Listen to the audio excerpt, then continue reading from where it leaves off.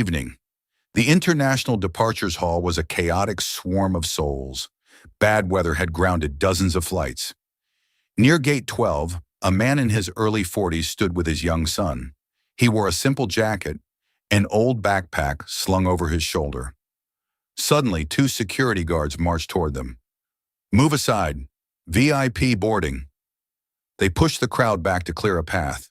A man in the VIP group looked at the father who hadn't budged. "Move for the VIP, he demanded. The man checked his watch, placed a hand on his son's shoulder, and replied with absolute calmness. Everything changed. Today. Michael Turner was a man who lived in the invisible world of safety. At 42, his face was a map of quiet resilience, etched with the subtle lines of a man who spent his nights staring at data streams and his days protecting the lives of people who would never know his name. He was a senior civil aviation systems engineer. He was the architect of fail-safes, the person who ensured that even when a computer glitched at 30,000 feet over the dark Atlantic, the plane stayed in the air. He didn't fly the planes, but he understood the soul of the machines better than the pilots who gripped the yokes. But Michael's most important mission wasn't technical. It was deeply, painfully personal. He was a single father to 9-year-old Ryan. Since his wife Sarah had passed away 3 years ago after a quiet, exhausting battle with illness, Michael had become both the anchor and the lighthouse for his son. He had deliberately dismantled his high-flying international career, a life of first-class lounges and global summits, to take a stable desk job at a regional hub. He traded the adrenaline of global travel for the simple, profound joy of being home every night to braid a stray thread on Ryan's sweater or hear about a third-grade science project. He had learned that the most important systems to maintain weren't made of wires, but of moments. Today was a reward. Ryan had brought home a straight-A report card, and more importantly, a certificate for kindest student in his grade. They were traveling to visit the National Aviation Museum, a pilgrimage for a boy who didn't just like planes, but dreamed in altitudes. Ryan wanted to be a pilot, to navigate the endless blue where his mother's spirit felt closest. Michael rarely talked about the crushing complexity of his work. To Ryan, he was just Dad.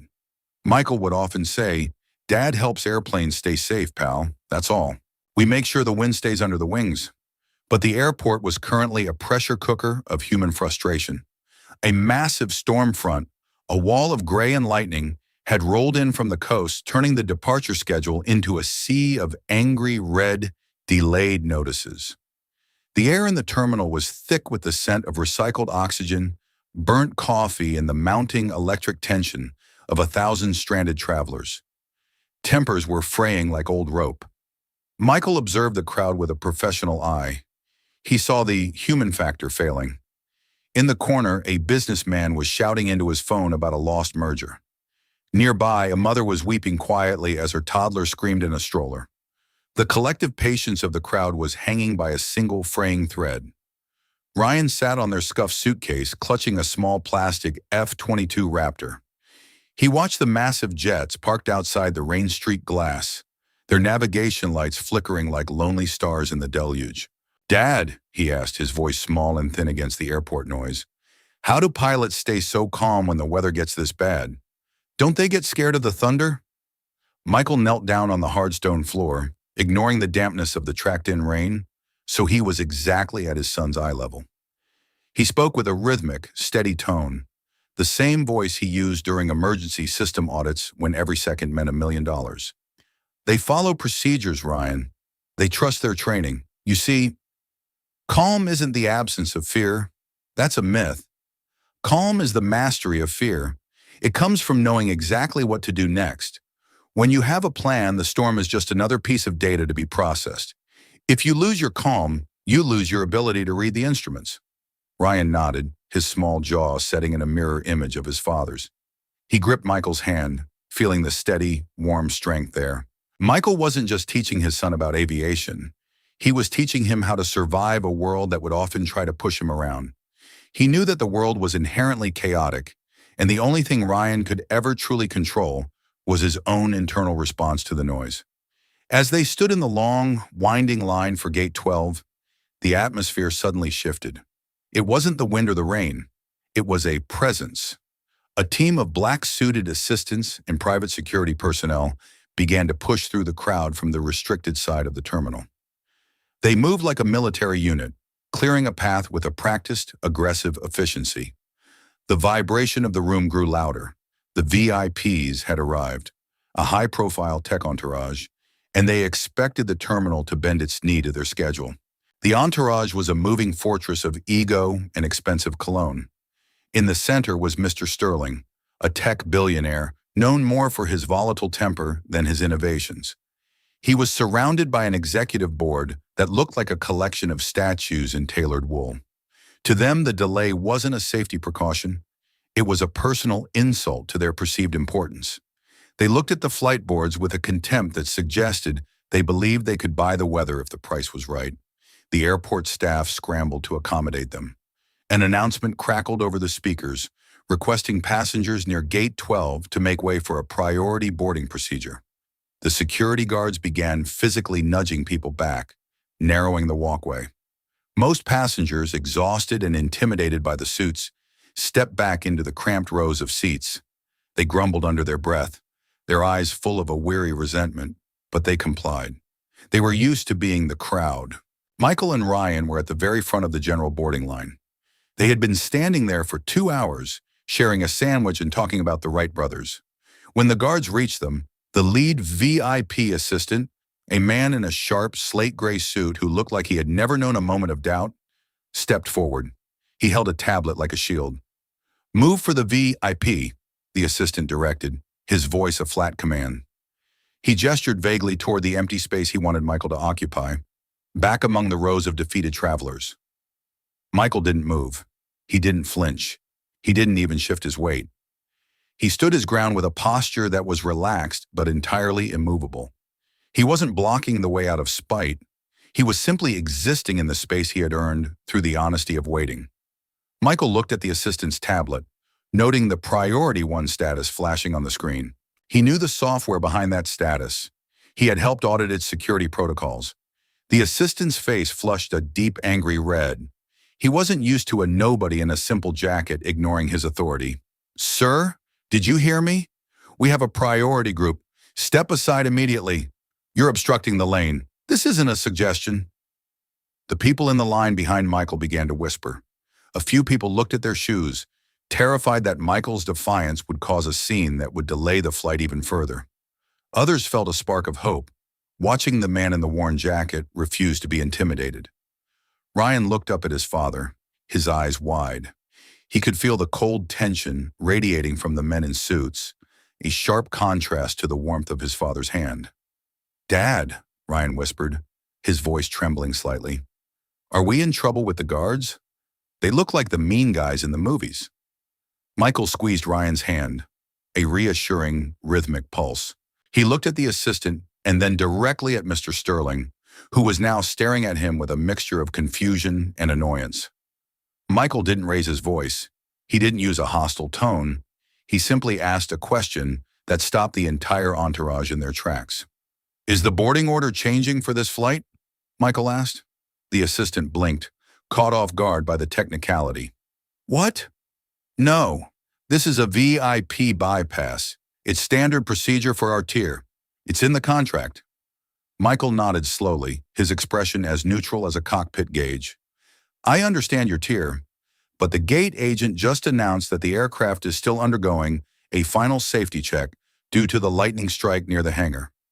Boarding is delayed by 20 minutes for everyone. If we move now, we're just standing in a different, more crowded spot while our children get more tired.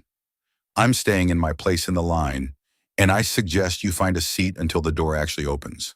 The path is clear enough for you to walk around us." Mr. Sterling stepped forward, pushing past his assistant. He saw a man who wasn't impressed by his bank account or his security detail. He saw a man who looked peaceful. To an ego as large as Sterling's, that peace was a direct provocation. He hated things he couldn't control. "Do you have any idea who was in this group?" Sterling asked, his voice a low, dangerous rumble that usually made CEOs tremble. Michael looked at him, his gaze steady and unwavering. "I see a group of passengers who are waiting for the same flight as my son and I. We all have the same destination. We are all facing the same storm. The seat number in the cabin doesn't change the weather outside, and it doesn't make your time more valuable than the time of the people who have been waiting here since 4 p.m. In this hall, Mr. Sterling, we are just souls waiting for a clear sky. Physics doesn't recognize VIP status. The security guards move closer, their hands hovering near their belts. The air in the terminal felt like it was about to snap. Michael didn't flinch. He didn't tense his shoulders. He remained a pocket of absolute silence in the middle of a screaming world. He was following his own internal procedure. He was staying calm because he knew that ego was just another form of turbulence, and he had the fail-safes of integrity ready. The standoff stretched into a long, agonizing minute. The billionaire looked ready to call for a full security extraction. He wanted a display of power. He wanted the man in the worn jacket to acknowledge the hierarchy of the world. He wanted the crowd to see him win. "I'm going to ask you one last time," Sterling said, his teeth gritted. "Step aside. You're making a scene for no reason." Michael was about to respond when a new figure burst through the security doors. A man in a high-visibility vest with an official duty manager identification badge hurried over. It was David, the manager of the entire terminal operation. He looked frantic, his face covered in a light sheen of sweat from managing the storm's fallout. David was about to offer a groveling apology to the Sterling Group when his eyes landed on Michael. He stopped dead. He blinked twice, his expression shifting from corporate panic to absolute stunned shock. "Mr. Turner?" David asked, his voice rising in a pitch of pure disbelief. Michael gave a small, humble nod. "Hello, David. It's been a while. How is the new automated sorting system holding up in the rain? I noticed a slight lag in the secondary belt sensors as we walked in." The VIP assistants looked at each other, confused. Mr. Sterling's frown deepened into a mask of suspicion. "You know this man?" Sterling asked the manager, his voice dripping with venom. David ignored Sterling for a heartbeat, focusing entirely on Michael as if he were a visiting dignitary. "Sir, I had no idea you were on this manifest. I thought you were still at the headquarters in Brussels, conducting the national safety audit. We used the protocol you designed, the Turner Protocol, just last month when the power grid flickered in Terminal 4. It saved us from a total system collapse. We would have been offline for 3 days without your logic loop." David turned to the VIP group, his voice regaining its professional authority, but now backed by a profound respect. "Gentlemen, I think there's been a massive misunderstanding. This is Michael Turner. He is the lead systems auditor for the National Civil Aviation Authority. He is the man who signs the safety certificates that allow your private jets to leave the ground. He literally wrote the book on airport safety procedures. If he says he's staying in the line, he's staying in the line." The atmosphere in the hall shifted instantly. It was as if the gravity of the room had been adjusted by a hidden hand. The assistants stepped back. The security guards loosened their stance, looking embarrassed. They weren't looking at a random dad anymore. They were looking at the man who understood the very architecture of their world, the man who held the key to their movement. But Michael didn't use the moment to gloat. He didn't demand a public apology or ask for a first-class upgrade for him and Ryan. He didn't even mention his title again. "David," Michael said, his voice as steady as a heartbeat in a quiet room, "I'm just here as a passenger with my son. Ryan and I have been waiting for 2 hours. We're perfectly happy to wait another 20 minutes until the cabin is ready. But I believe the process should stay fair for everyone. The delay is the same for the front of the plane as it is for the back. Let's not make the weather worse by creating friction where there should be cooperation. We all just want to get home." David nodded vigorously, wiping his brow. He looked at Mr. Sterling with a firm gaze. "I apologize, gentlemen. We will be proceeding with the standard boarding sequence as soon as the captain gives the all clear. Please return to the lounge or wait in the designated seating area. No one is bypassing the general line today. We follow the safety protocol, and Mr. Turner is right. Fairness is part of that protocol." Mr. Sterling stared at Michael for a long time. He looked for a hint of arrogance, a flicker of triumph in Michael's eyes, but he found absolutely none. Michael was already looking down at his son, checking to see if Ryan's shoelaces were tied. Sterling realized then that Michael wasn't fighting for a spot in a line. He was defending a principle of fairness that Sterling had forgotten existed. He was a man who didn't need to be first to be powerful.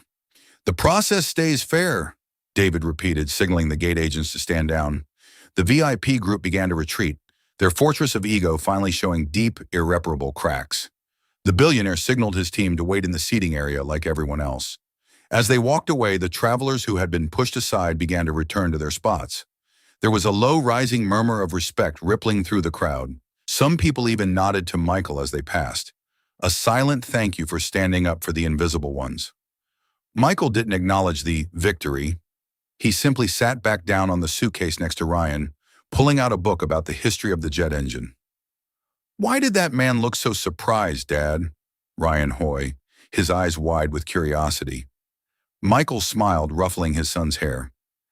"He remembers when we solved a big puzzle together, Ryan. A puzzle involving wires, safety codes, and keeping people in the air. That's all. It was just a job." "Was it a big puzzle?" "Every puzzle is big until you stay calm enough to see where the pieces fit," Michael replied. The boarding gate finally turned green. The storm was still raging outside, the rain lashing against the terminal walls, but inside the hall, the tension had vanished. People weren't rushing. They weren't pushing. They were moving with a new kind of quiet, dignified order. Inspired by a man who didn't need a VIP pass to be the most important person in the room, the boarding process was the smoothest Michael had witnessed in his entire career.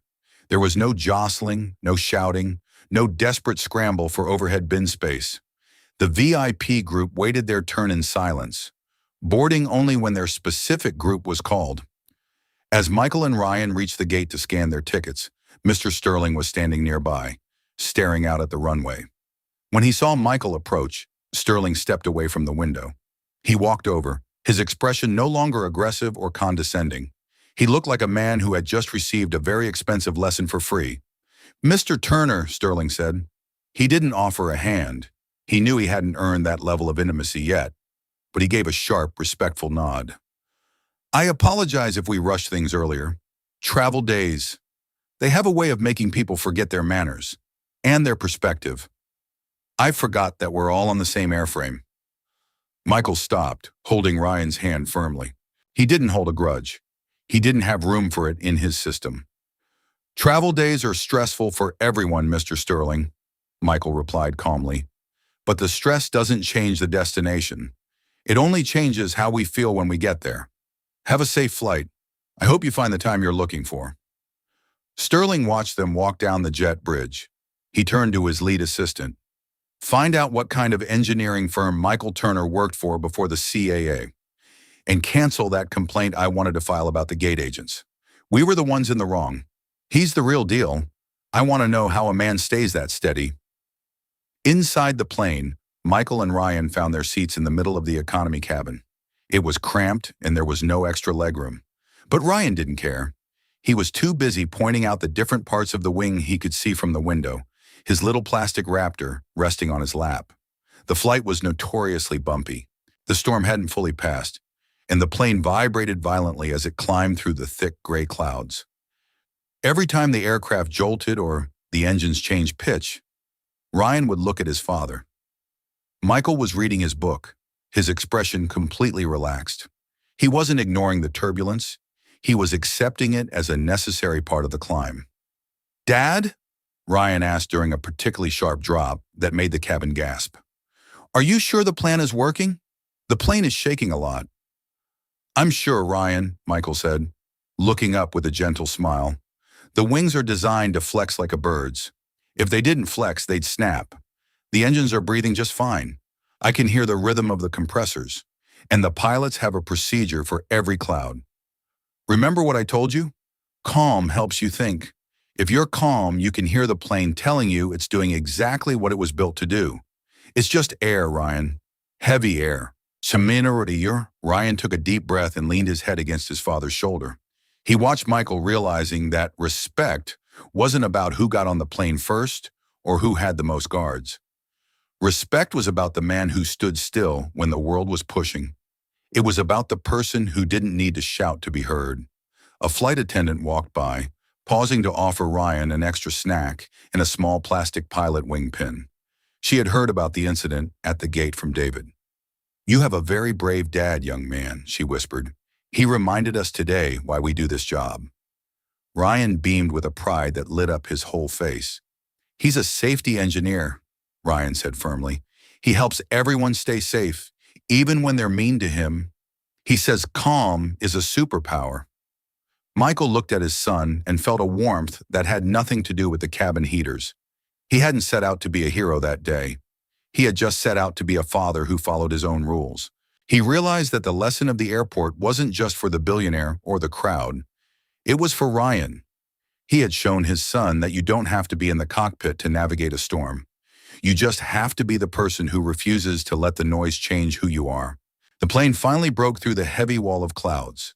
Below them, the storm was a dark, swirling mass of shadow. But above the sky was a deep, infinite purple, dotted with the first stars of the evening. The moon reflected off the white carpet of the cloud tops, turning the world into a landscape of silver and silk. It was a sight of absolute staggering peace. Ryan gasped, his nose pressed to the window. "Look, Dad! It's like the sun never went away. It was just hiding." Michael looked out at the horizon. "It never goes away, Ryan. It's always there, waiting. Sometimes you just have to climb a little higher and stay a little calmer to see it." Most people spend their lives staring at the clouds, forgetting the stars are right behind them. They landed at their destination an hour late, but for the first time in his life, Ryan didn't complain about the time or the hunger. He walked through the terminal with his head held high, clutching his small backpack. He was looking at the people around him differently. He wasn't looking for the ones with the fancy suits or the loud voices. He was looking for the calm ones. He saw a pilot walking through the terminal and noticed the way the man walked, the same steady pace his father had. As they reached the taxi stand in the cool night air, Michael put his arm around his son's shoulders. "Did you have a good flight, pilot?" Michael asked. "The best," Ryan replied. "Dad, thank you for staying in the line, even when it was hard." Michael paused, surprised. "Why is that, pal?" "Because if we moved," Ryan said thoughtfully, "we would have been just like the men in suits. We would have thought we were more important than the other people waiting. And you said respect is about how we treat people, not where we go first. I think the other people in the line felt better because you stayed. You were like the safety belt for the whole gate." Michael felt a thick lump in his throat. He pulled Ryan into a tight hug. He realized that in a world of VIP passes, priority lanes, and the rush to be first, the most valuable thing he could give his son was the understanding that everyone is carrying their own storm, and every person deserves a spot in the line. There were no headlines in the newspaper the next day. No viral videos surfaced of the encounter. Michael Turner went back to his desk to sign safety audits, and Ryan went back to his school. But the boardroom at that airport was forever changed. David, the terminal manager, started implementing a fairness-first policy for all weather delays. And Mr. Sterling? He started arriving at the airport 10 minutes earlier, sitting in the general terminal and listening to the noise of the world he had forgotten he was a part of. He started looking for the rivets, the people like Michael who held everything together but never asked for the spotlight. The final image is simple and profound. A father and son standing in a quiet museum hall the next morning, looking up at a vintage silver aircraft that had survived 100 storms. There are no lines here, no VIP sections, just the history of people who dared to be steady in the face of the wind. Michael looked at Ryan, who was pointing at the engine housing. "I'm going to be a calm pilot, Dad," Ryan promised. Michael Koo laughed. "You're already like this, Ryan. You're already like this. Because real strength isn't loud. It isn't demanded. It isn't bought with a ticket or a title. It's the quiet response, the calm breath, and the courage to stay exactly where you belong when the world is telling you to move." The storm had passed, and for Michael Turner, the view from the ground was finally just as clear as the view from the sky. If you believe that real strength isn't loud, it's calm when everyone else is tense. Subscribe for more stories like this. And tell me in the comments, have you ever stayed calm in a difficult moment? How did it change the situation?